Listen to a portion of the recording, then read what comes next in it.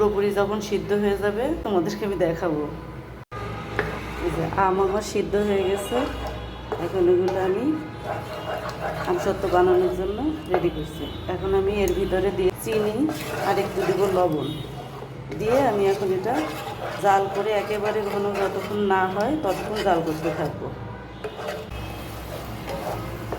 এই যে আমার আমসত্ত্ব ঘন হয়ে আসছে, এখন আমি মশলাগুলো দিয়ে দেবো। মরিচের গুঁড়া, জিরা এই থালটার ভিতরে রাখবো। এটা আমি তেল মেখে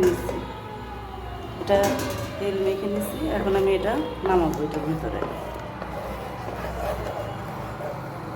দেখুন কেমন হচ্ছে। এটা এখন আমি রোদে শুকাতে দেব। রোদে শুকানো হয়ে গেলে পরে এটা আমি কাটবো। এখন আমি এটা রোদে শুকা দেবো।